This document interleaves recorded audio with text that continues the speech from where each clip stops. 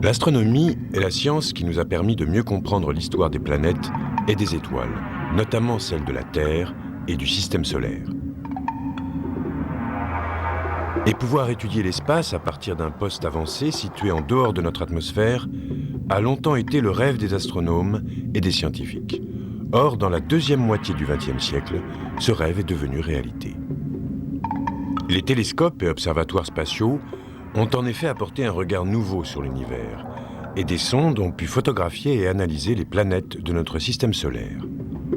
Sondes et télescopes spatiaux ont ainsi fait franchir à la science l'ultime frontière, celle du globe terrestre. Ignition sequence start. Reporting from London, another German V2 missile has struck the city. We choose to go to the moon.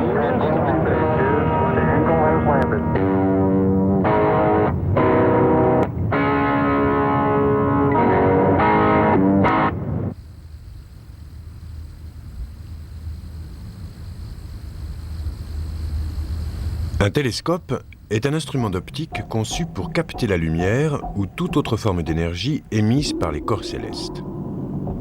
Le premier du genre a été construit aux Pays-Bas au début du XVIIe siècle. Voici comment l'invention était décrite dans le brevet. Un instrument pour voir les choses éloignées, comme si elles étaient à proximité. Les premiers télescopes focalisaient la lumière renvoyée par un objet éloigné grâce à au moins 2 lentilles.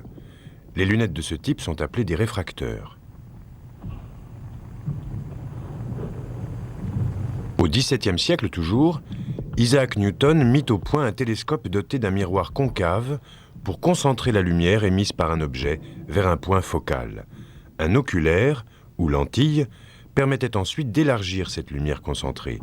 Les télescopes de ce genre s'appellent des réflecteurs. Au fil des siècles, le réflecteur de Newton ne cessa d'évoluer et de s'améliorer. Celui-ci est pourvu d'un miroir secondaire convexe, qui concentre l'image du miroir primaire de plus grande taille vers une caméra placée à la base de l'appareil. Avant la mise au point du télescope, les découvertes scientifiques se faisaient uniquement grâce aux observations sensorielles des savants. Le télescope est en fait la première invention qui a permis à l'homme d'élargir sa perception du monde. Il a inauguré l'avènement des instruments d'observation et marqué le début d'un nouvel âge scientifique.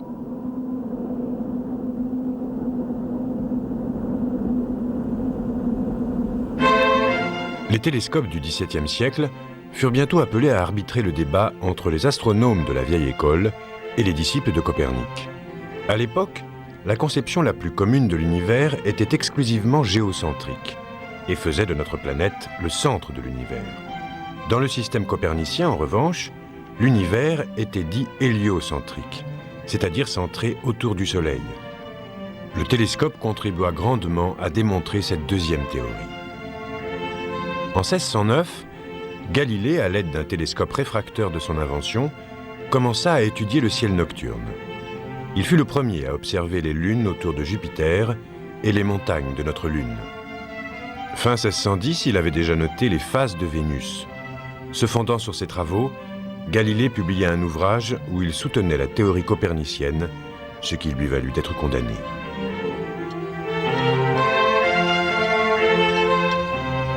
Près de 400 ans plus tard, le télescope reste un instrument capital pour l'étude du système solaire. Il a petit à petit permis de dresser la carte des planètes et des étoiles lointaines, et les astronomes utilisent cette banque de données pour poursuivre leur étude du ciel nocturne. Ils attendent patiemment les événements cosmiques et mesurent et enregistrent tout ce qu'ils peuvent observer. C'est ainsi que notre connaissance de l'univers ne cesse de s'amplifier, le travail de chaque génération venant grossir celui des précédentes.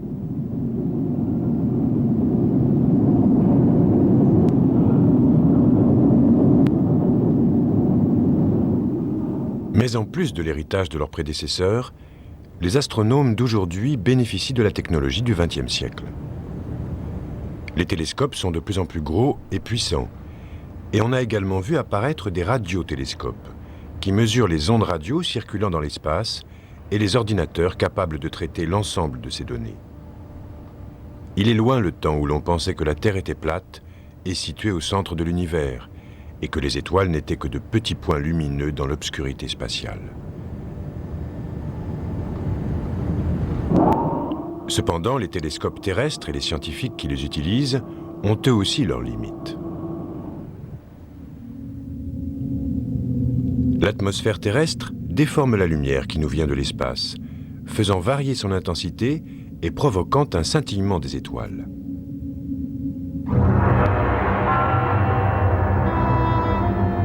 L'essor de l'industrie et l'expansion des zones urbaines sont autant de sources de pollution lumineuse, comme on peut le voir sur ce cliché des côtes texanes. Observatoires et télescopes fonctionnent mieux la nuit, mais l'accroissement démographique et l'industrialisation croissante rendent plus difficile l'étude du ciel nocturne. Depuis la Terre, la visibilité que nous avons des étoiles semble se réduire de plus en plus. Pourtant, notre compréhension de l'espace s'améliore, car au cours des 50 dernières années, grâce notamment à la propulsion par fusée, sondes et télescopes spatiaux ont rendu possible l'exploration de l'espace extra-atmosphérique. Sondes et observatoires permettent ainsi à l'homme d'étudier l'espace depuis l'orbite terrestre et de plus loin encore.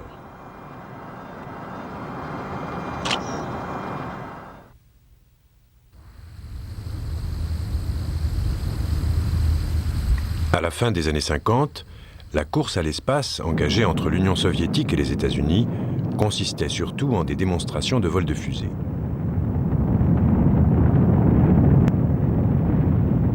Les premiers engins spatiaux dépassaient à peine les confins de notre atmosphère.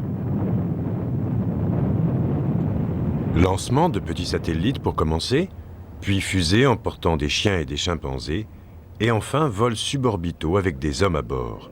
La conquête de l'espace a franchi pas à pas les étapes successives. Le monde entier a acclamé les héros de cette glorieuse aventure, et les noms des cosmonautes et astronautes sont gravés dans nos mémoires. Shepard et Glenn, Gagarine et Tereshkova, autant de noms synonymes d'exploration spatiale.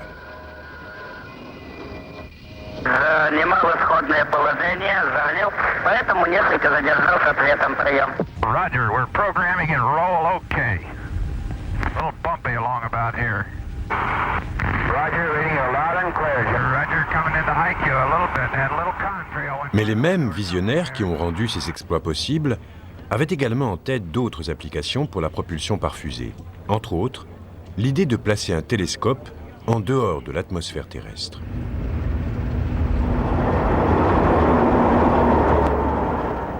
Dès 1923, le savant allemand Hermann Oberth émet l'idée d'un observatoire spatial qui, ne subissant plus les perturbations dues à l'atmosphère terrestre, fournirait une meilleure vision du cosmos. Au début des années 60, l'Académie des sciences américaines demande à ce que la mise au point d'un télescope orbital soit ajoutée à la liste des objectifs de la toute nouvelle NASA. Et en 1962, les Britanniques lancent le premier satellite astronomique. Baptisé Ariel, il doit permettre d'étudier les radiations solaires, les rayons X et les ultraviolets. 4 ans plus tard, les Américains emboîtent le pas aux Britanniques en lançant leur observatoire astronomique orbital, l'OAO. Des satellites emportent en orbite terrestre différents télescopes conçus pour l'observation en rayonnement ultraviolet. OAO 1 s'envole en avril 1966. Mais 3 jours après sa mise en orbite, ses batteries rendent l'âme, mettant un terme à la mission. Un deuxième OAO est lancé en décembre 1968. Ces instruments embarqués analysent les ultraviolets d'au moins 1200 corps célestes, planètes, amas d'étoiles, galaxies et comètes. En plus des ultraviolets, ils détectent une supernova dans la galaxie d'Andromède. Ce satellite tournera selon une orbite circulaire à 772 km de la Terre jusqu'en janvier 1973. Le troisième lancement OAO est un échec. Le satellite n'atteint même pas l'orbite terrestre. Quant au quatrième, baptisé après coup Copernic, il rejoint l'espace en août 1972. Ces observatoires astronomiques orbitaux sont tous lancés depuis Cap Kennedy à partir de fusées à 2 étages, Atlas Centaur. Ces fusées constituent la pierre angulaire de la conquête de l'espace. Fabriquées par General Dynamics, leur taux de réussite atteint les 95%, après plus de 35 ans de bons et loyaux services. Ce sont elles notamment qui ont lancé les sondes Pioneer, Mariner et Surveyor. Le premier étage, l'Atlas, est équipé de 2 petits moteurs vernières permettant à la fusée d'atteindre des vitesses de l'ordre de 16 000 km/h. Le deuxième étage, le Centaur D1A, multiplie cette vitesse par 2.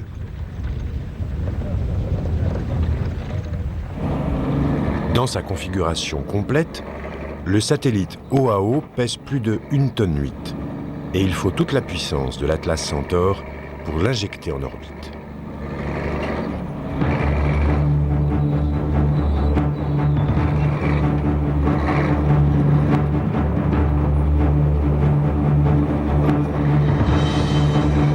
Les satellites OAO sont placés dans une coiffe conçue à cet effet.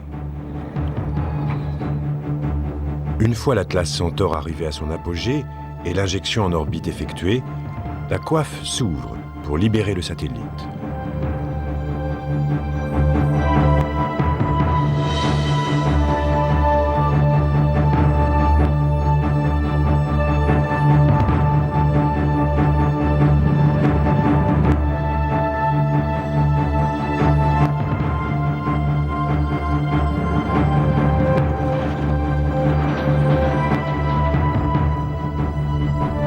À l'époque, les OAO, les premiers télescopes spatiaux de la NASA, sont les satellites non habités les plus gros et les plus sophistiqués lancés par les Américains.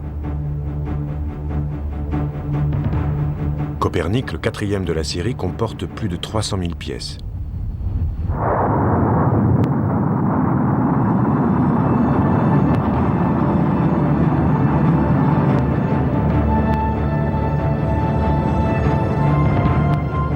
À la fin des années 60, Russes et Américains lancent des satellites sophistiqués et des missions habitées de manière quasi routinière.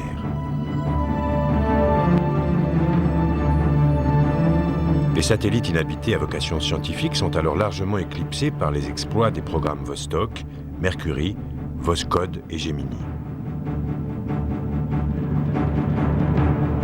Pourtant, leur héritage est toujours d'actualité grâce à un programme de télescope de grande envergure, Hubble.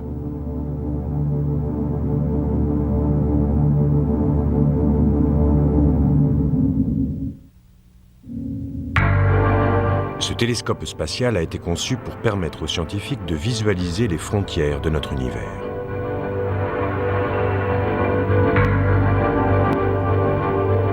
En orbite à environ 640 km de la Terre, il n'est gêné ni par les conditions climatiques, ni par les pollutions lumineuses. Il repose sur un système optique de réflexion comparable à celui utilisé par Newton et les autres astronomes du XVIIe siècle. 2 miroirs, l'un concave, l'autre convexe, captent la lumière des corps célestes. « 60 scientifiques venant de 30 centres d'études ont mis au point l'ensemble du système au début des années 70.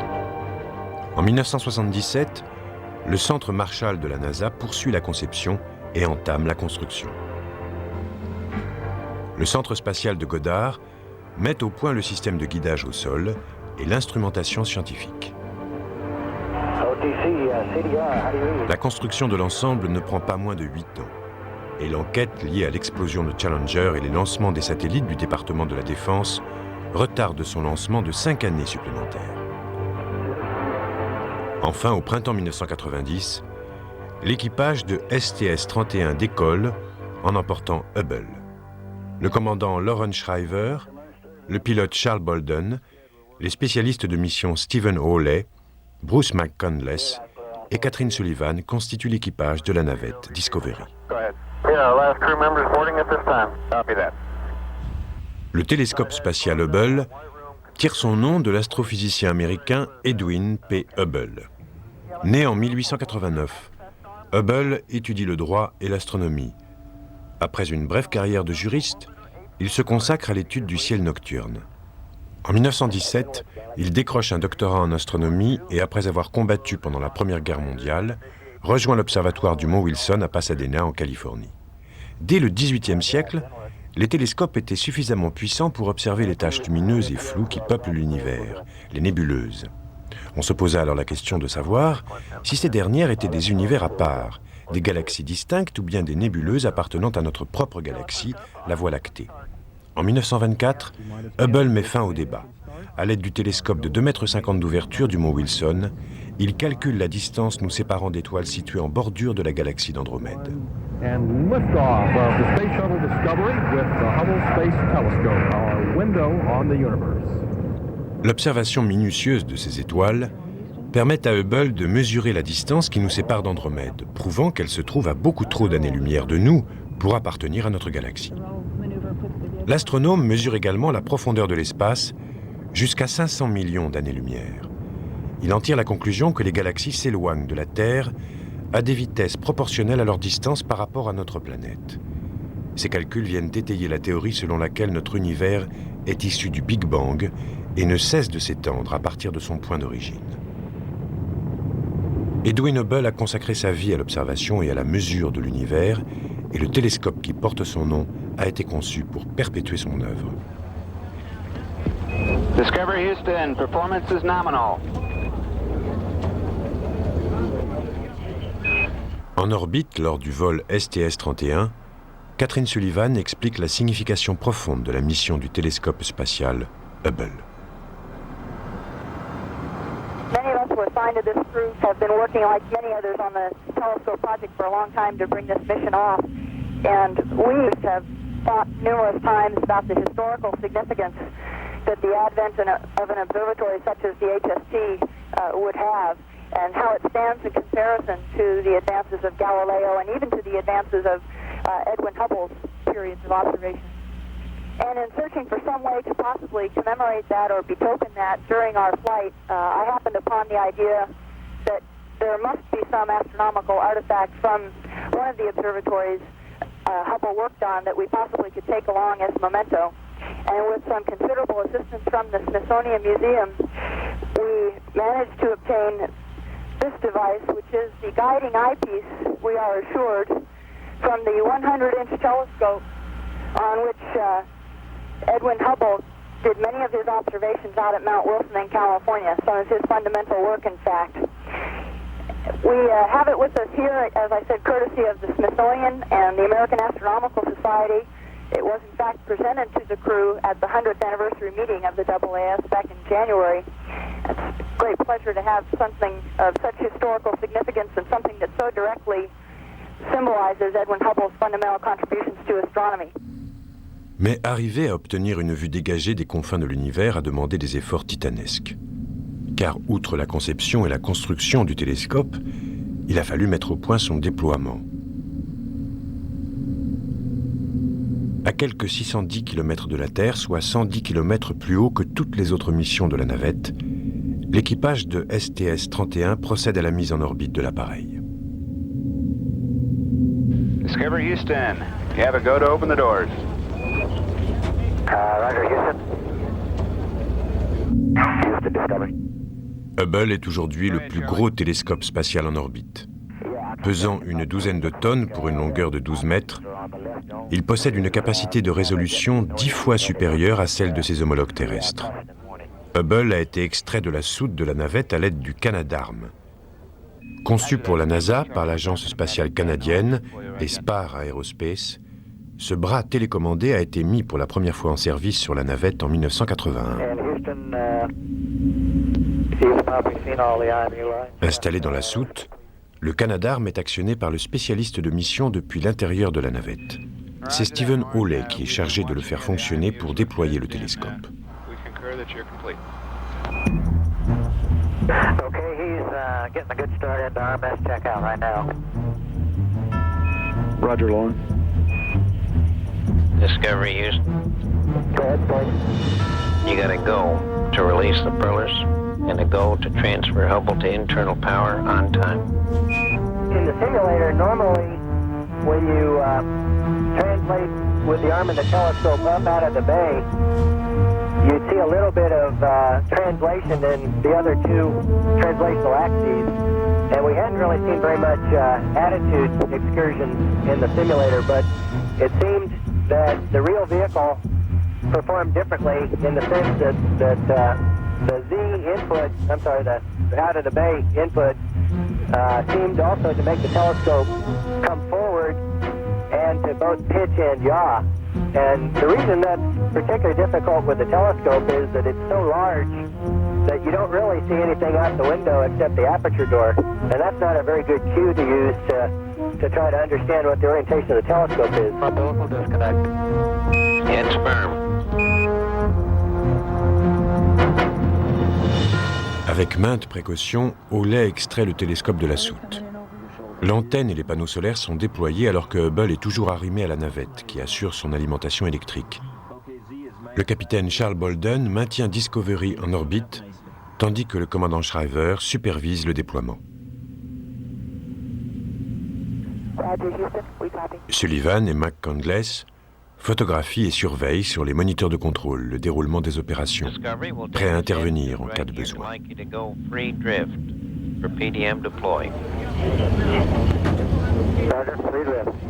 Discovery, in order to preserve an orbit 20 release, we'd like you to get into EVA prep. As you can see, Story, we've got 3 panels out. Le déploiement des panneaux solaires va d'ailleurs presque obliger les deux astronautes à faire une sortie.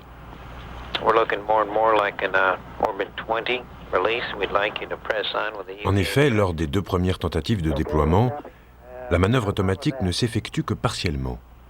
Sullivan et McCandless s'équipent donc pour procéder à une mise en place manuelle. Mais au 3e essai, le déploiement s'effectue correctement.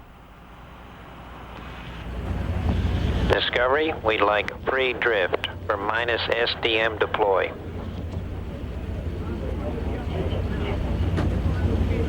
Okay, we copy free drift. Okay, we have a go for release and we're going to be a minute late. Au départ, le projet Hubble devait coûter 435 millions de dollars.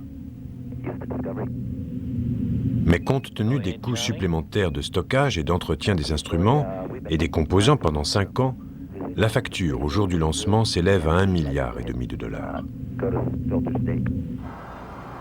We concur, Charlie. Sorry, I was taking pictures. You want? I may have missed your call. You want to go ahead and do RMS power down so we can get the guys out of the airlock? Is that affirmed? Our deployment of the telescope, of course, is just a beginning.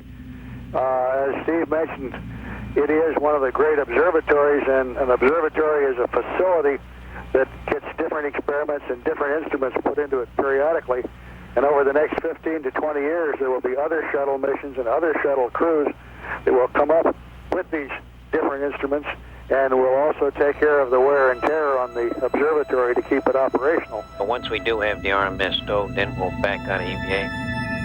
Une fois Hubble déployé, sur Terre, les scientifiques se préparent à admirer la vue. Mais lorsque les premiers clichés arrivent, il est évident que quelque chose ne va pas.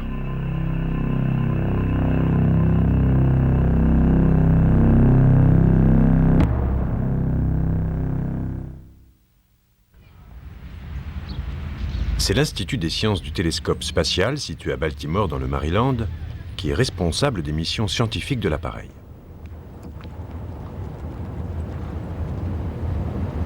Les astronomes du monde entier envoient leurs projets d'observation à l'Institut.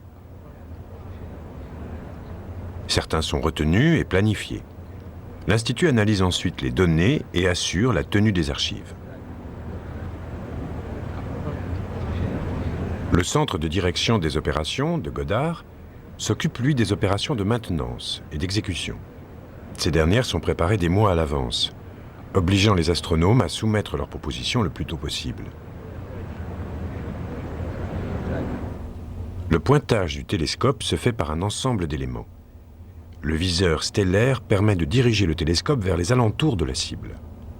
Les 3 capteurs de pointage fins repèrent ensuite les étoiles guides.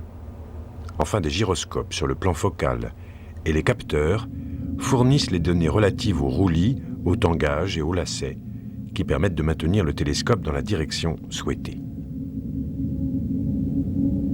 Le déplacement de Hubble se fait par le contrôle du système de pointage. Les renseignements envoyés par le capteur solaire, les gyroscopes et le viseur stellaire sont analysés par l'ordinateur de vol qui gère le système de pointage.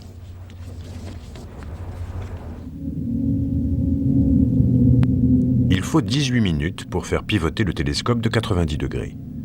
Une fois qu'il est en place, 2 des 3 capteurs de pointage fin se fixent sur un ensemble d'étoiles guides. La lumière de la cible est réfléchie par le miroir primaire vers le secondaire, plus petit. Elle passe ensuite derrière le miroir primaire jusqu'au plan focal. Celui-ci comporte 8 instruments, 2 caméras, 2 spectrographes, un photomètre et les 3 capteurs de pointage fin.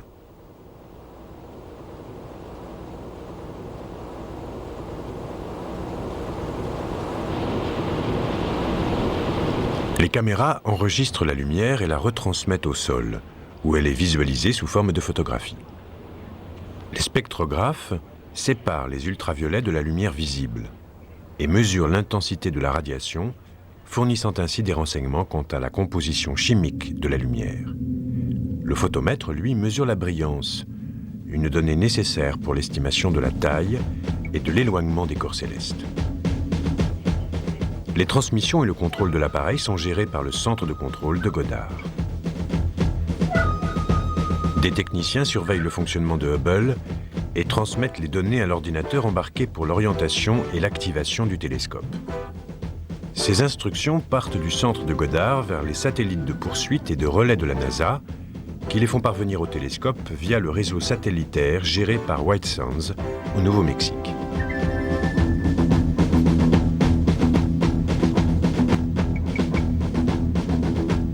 Les informations retransmises par Hubble empruntent le même chemin en sens inverse. Il a fallu à la NASA plus longtemps que prévu pour faire fonctionner Hubble correctement. Divers problèmes ont fait passer quelques nuits blanches aux techniciens du centre de Goddard, comme les vibrations qui agitaient le télescope chaque fois qu'il entrait ou sortait du champ lumineux du Soleil, ou son incapacité à se diriger vers les étoiles guides.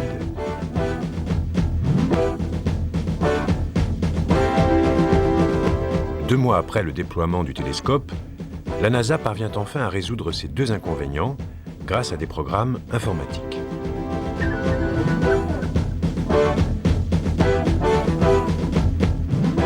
Mais une fois les scientifiques en mesure de pointer Hubble en direction des corps célestes choisis, un nouveau problème apparaît. Les images envoyées par le télescope sont légèrement floues. Le miroir primaire de 2,40 m présente un défaut de fabrication.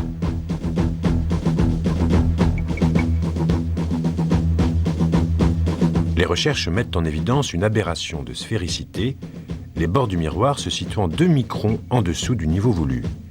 Il faut donc trouver une parade pour que Hubble soit opérationnel.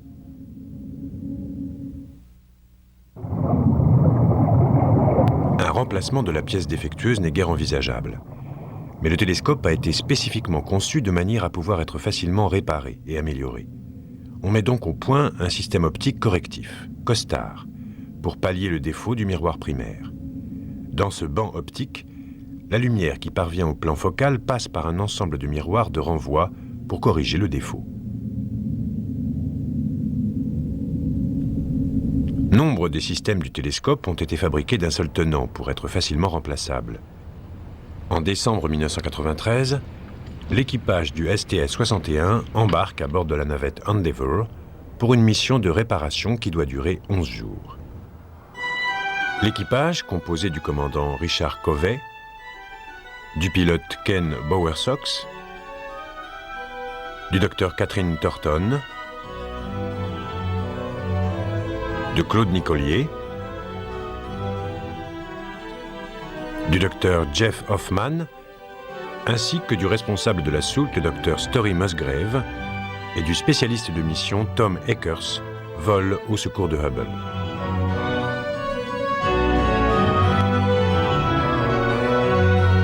C'est encore une fois le Canadarm qui est mis à contribution pour capturer le télescope et lui faire réintégrer la soute. Le bras servira également de plateforme de travail pour les astronautes chargés des réparations.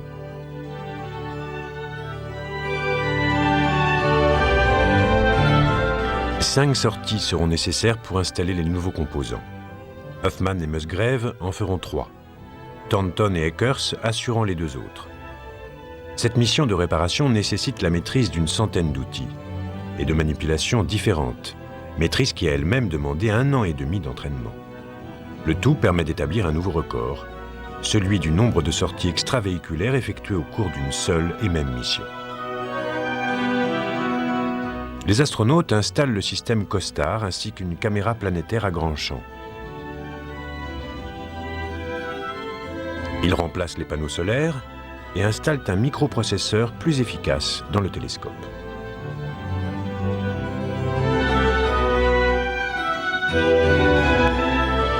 Après de longues heures de travail, la révision est terminée.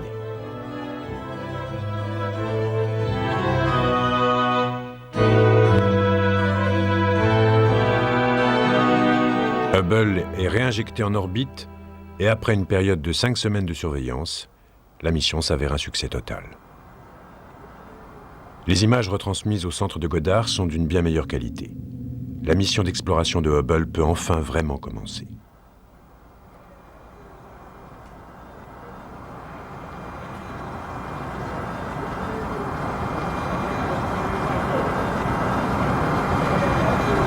Le télescope capte la présence de corps célestes situés à des milliards d'années-lumière.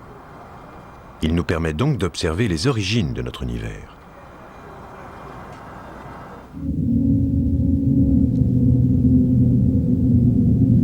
Cet amas de galaxies se trouve à plus de 5 milliards d'années-lumière de notre Terre. Leur forme indique qu'avec le temps, elles ont fusionné et disparu. Cette galaxie, baptisée M31, abrite un double noyau d'étoiles. Il semble donc possible que 2 galaxies se percutent et s'absorbent mutuellement. Le X, visible sur ce cliché de la nébuleuse Whirlpool, confirme la présence d'un trou noir dont on avait émis l'hypothèse dans la constellation de la Grande Ourse.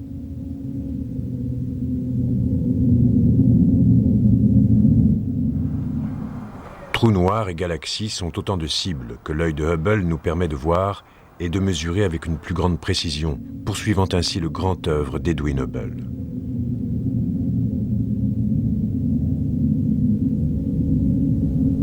Le télescope, l'instrument le plus ancien pour l'étude des planètes et du système solaire, a été complété grâce à la propulsion par fusée par un autre appareil très utile aux scientifiques. Cet autre outil, qui permet lui aussi une extension des capacités d'observation humaine, c'est la sonde spatiale.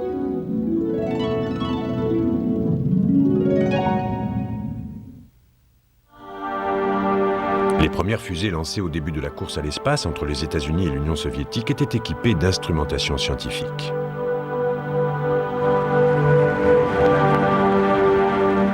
À l'origine, ces sondes se contentaient d'explorer la haute atmosphère. Mais avec l'essor des programmes spatiaux des 2 grandes puissances, de nouveaux objectifs apparaissent. La Lune et les planètes de notre système solaire. Des sondes sont envoyées pour préparer le premier alunissage d'un vol habité. En janvier 1966, les Soviétiques parviennent à faire alunir Luna 9.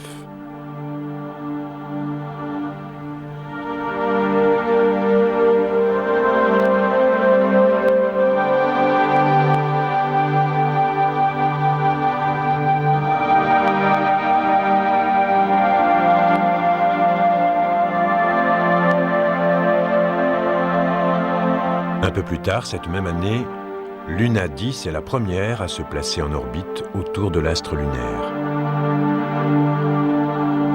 Les États-Unis commencent leur approche de la Lune en envoyant une série de sondes baptisées Ranger pour photographier l'astre. Ces clichés ont été pris quelques minutes avant que Ranger 7 ne s'écrase sur la surface de la Lune.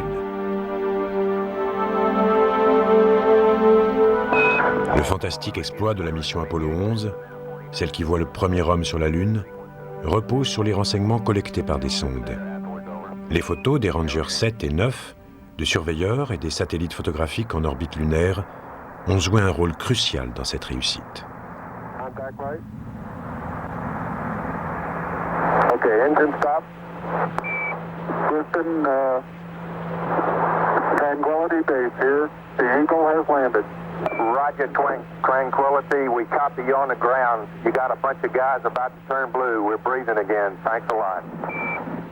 Mais les deux superpuissances envoient également des sondes planétaires pour explorer notre système solaire.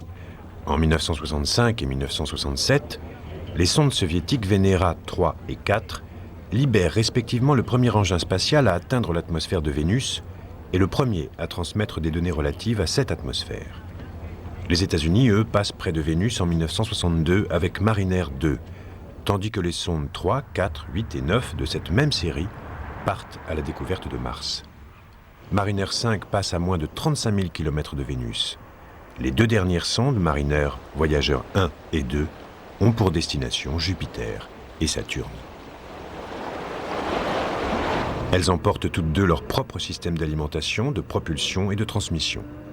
Elles sont lancées en septembre 1977 et atteignent leurs objectifs respectifs plus de 2 ans plus tard. Voyager 1 arrive à proximité de Saturne en novembre 1980 et Voyager 2 à proximité de Jupiter en mars 1979. Les lanceurs de ces deux sondes sont des fusées Titan 3, dotées de l'étage supérieur d'une Centaure. Le plan de vol de Voyager 2, qui ne comprenait au départ que des explorations de Jupiter et de Saturne, est modifié en 1981. Uranus et Neptune sont alors rajoutés au programme.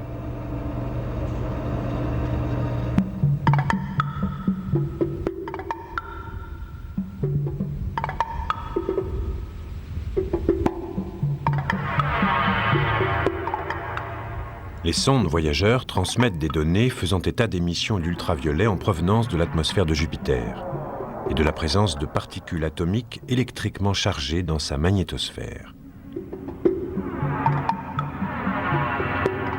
Elles mettent également en évidence la présence de tourbillons gazeux et de turbulences atmosphériques. Les lunes de Jupiter sont aussi photographiées et étudiées. Plusieurs de ces satellites s'avèrent être composés de glace, et l'un d'eux révèle une activité volcanique intense.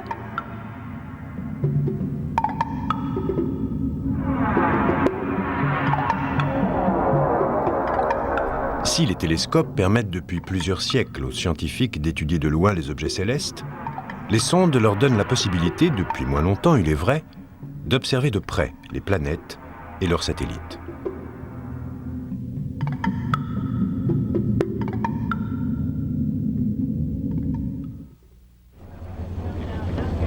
La propulsion par fusée nous a amenés à voir notre Terre différemment et à mieux connaître les autres planètes de notre système solaire.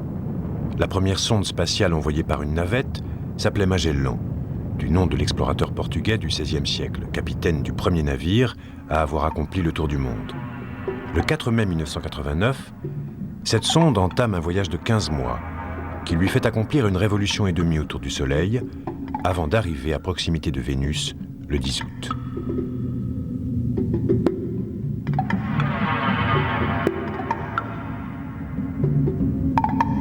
Une fusée à carburant solide place Magellan en orbite autour de cette planète. Vénus est souvent baptisée la planète sœur de la Terre, car elle est d'une taille comparable, mais elle est plus proche du Soleil. Vue de la Terre, elle apparaît comme une étoile brillante dans le ciel du soir ou du matin. En surface, la température avoisine les 480 degrés et la pression atmosphérique est 90 fois supérieure à celle que nous connaissons sur Terre. L'atmosphère, composée à 97% de dioxyde de carbone, est quasiment dénuée d'eau et les nuages des couches supérieures contiennent de l'acide sulfurique. Pourtant, sa formation géologique est semblable à celle de la Terre. Magellan utilise une imagerie radar pour illuminer la surface de la planète, un peu comme un flash d'appareil photo. Une antenne de communication à grand gain envoie des millions de pulsations par seconde en direction de Vénus, puis recueille les échos qui lui sont renvoyés par la surface.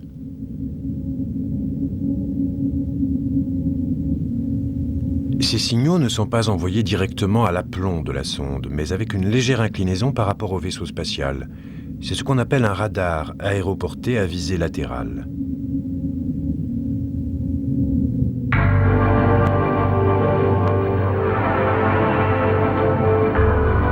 Le système radar de Magellan est également utilisé pour collecter des données altimétriques qui permettent de se faire une idée du relief de la planète. Les signaux sont alors envoyés directement à l'aplomb de la sonde qui mesure le laps de temps écoulé entre l'émission et le retour des signaux.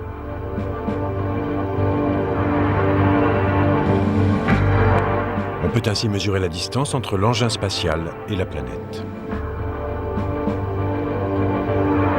Grâce aux données altimétriques et à celles fournies par le radar, on a pu réaliser des maquettes en 3 dimensions de la surface de la planète. Cratères météoritiques, vallées, montagnes, tout a été reproduit grâce aux données fournies par Magellan. Et les scientifiques disposent désormais d'un plan précis du relief de Vénus.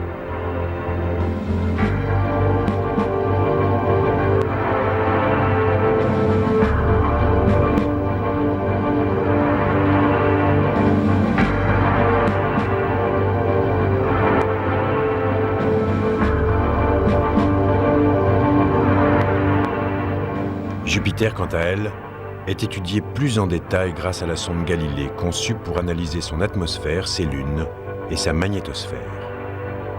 Cette sonde tire son nom du savant et astronome qui a découvert les lunes de Jupiter. En octobre 1989, la sonde entame un voyage de 6 ans, largué par la navette STS-34 Atlantis. En cours de route, Galilée procède à quelques observations de Vénus et de la Terre. Son antenne à grand gain s'avère défectueuse et les transmissions doivent bientôt se faire par l'intermédiaire de l'antenne à faible gain. L'amélioration des logiciels de transmission permettra néanmoins de récupérer environ 70% des données récoltées.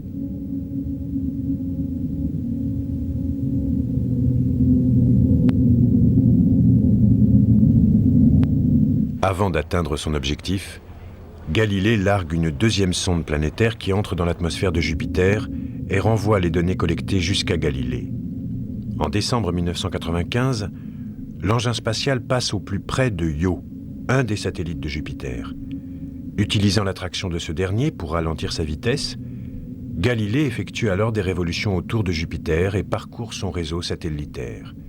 Pendant plus de 2 ans, elle mesure la magnétosphère et les ceintures de radiation et transmet des images des différentes lunes de la planète.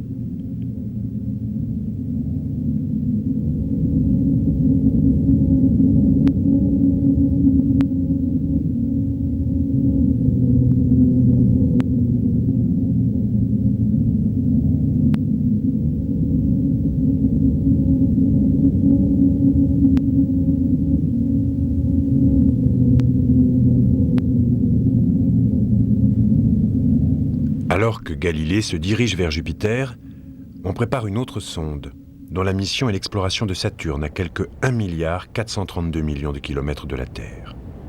Cette sonde, Cassini, doit analyser l'atmosphère, la magnétosphère, les anneaux et les lunes de Saturne.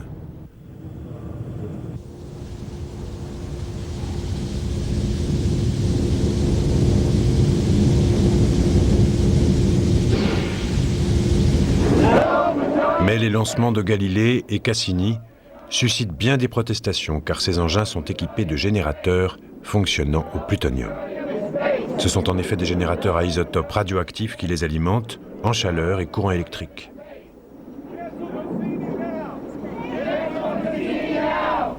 Cassini est lancée à l'automne 1997.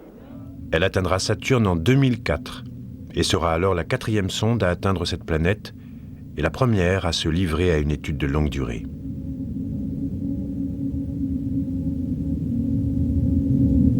En 1999, Cassini exploitera à 2 reprises l'attraction de Vénus, ainsi que celle de la Terre, pour se propulser vers son objectif, Saturne. La quantité d'énergie ainsi économisée équivaudra alors à la combustion de 75 tonnes de carburant.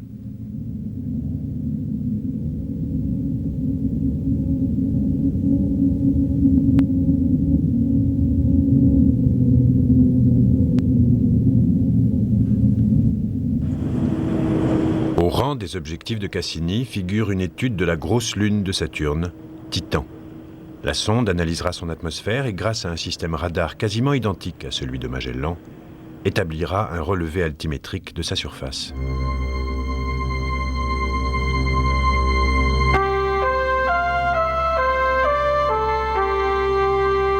Moins de 4 siècles se sont écoulés depuis la naissance du télescope et au cours des 50 dernières années, les progrès en matière de propulsion par fusée nous ont permis de nous rapprocher de planètes très lointaines.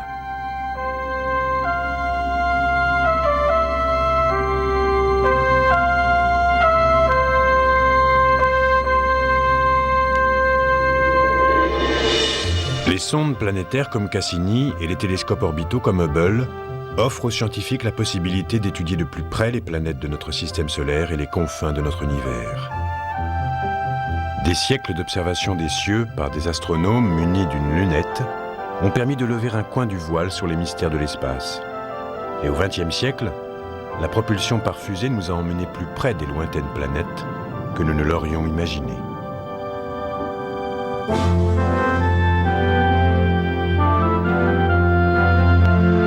We have a exciting discovery on the long-range optics from the Vandenberg Air Force Base.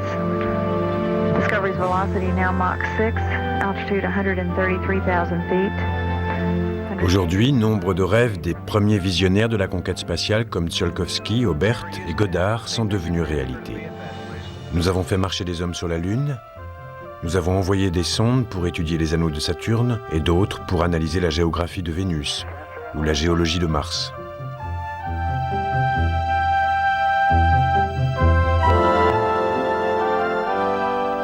Un véhicule spatial réutilisable emmène des astronautes et des cosmonautes pour qu'ils travaillent en orbite.